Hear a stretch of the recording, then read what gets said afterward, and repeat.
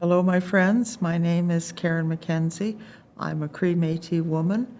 My family's from Sucker Creek First Nation in Treaty 8, but also East Prairie Métis settlement.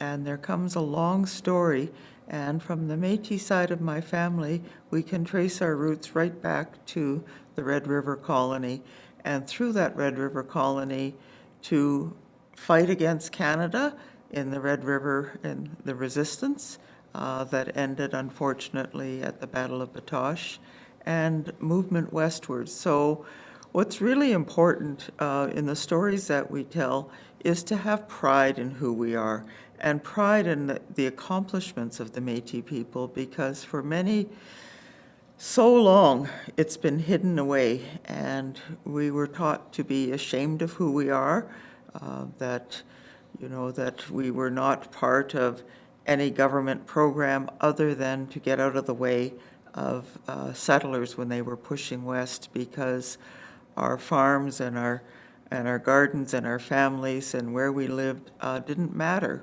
because the government had promised some land to the newcomers.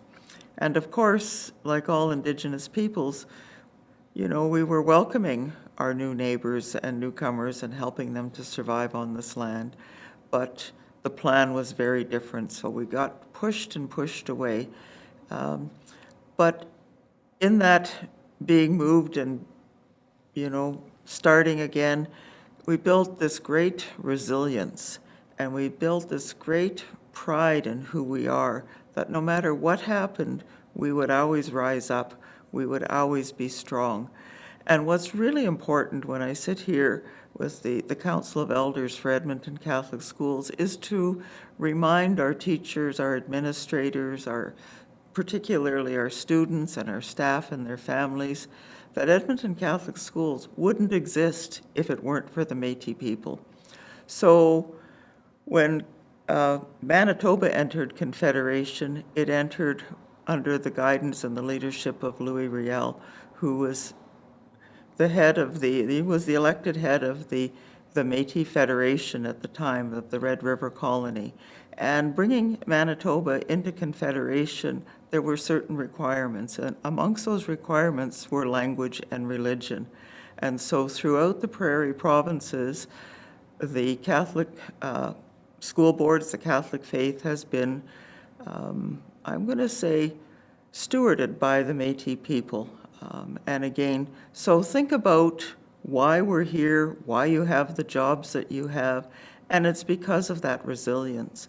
And where we live today in the city of Edmonton, Amiskwichi, Waskagan, Fort Edmonton has only been here for just over 200 years, and the success of Fort Edmonton, again, relied on the stamina and the support of Métis people, particularly, and I say this as a proud Métis woman, is, we were the business people. We were the ones who fed and clothed and kept and raised the children, planted the gardens, harvested, hunted for the meat, prepared the food, so that Fort Edmonton could prosper.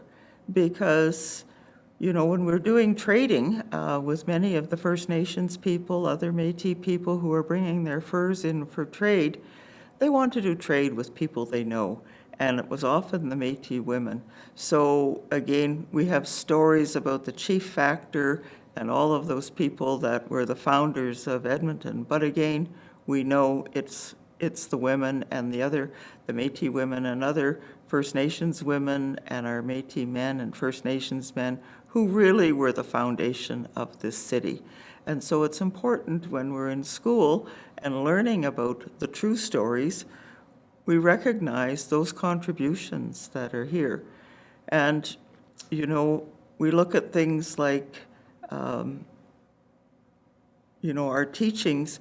When I wear this Métis sash, it always reminds me that we are a community. Each of these colors, and you'll learn about the colors of the medicine wheel and those teachings, but our colors have meanings too. And what's important is not so much to know the meaning of each color, but together, as it's woven together, it creates a community.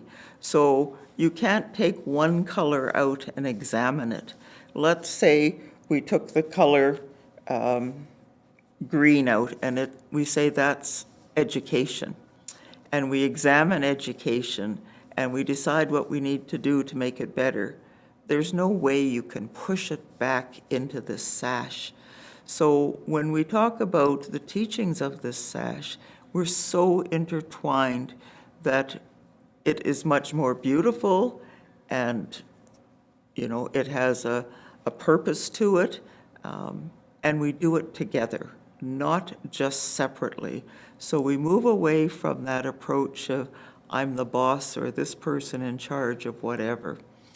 And, because we're so closely related to our First Nations relatives across the prairie provinces, and particularly in this part of the world, to our Cree brothers and sisters.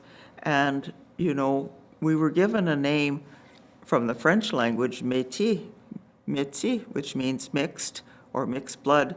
But the Cree people gave us a name called Katepemitsoji, which means people who own themselves.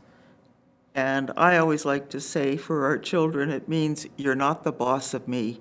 You don't tell me what to do. We know what to do, and we will prosper and we will persevere.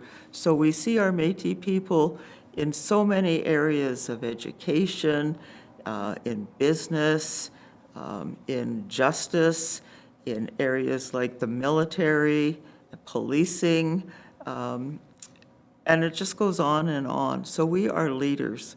We know what we have to do to own ourselves and not be told what to do. And so for, Edmonton Catholic, to look at our Métis teachers, to look at our Métis students, and to recognize those brilliant seeds that will grow into such prosperous, and to learn from each other in such a way that we all learn together, like the teachings of this sash. So, hi for this opportunity to tell you a little bit about this story.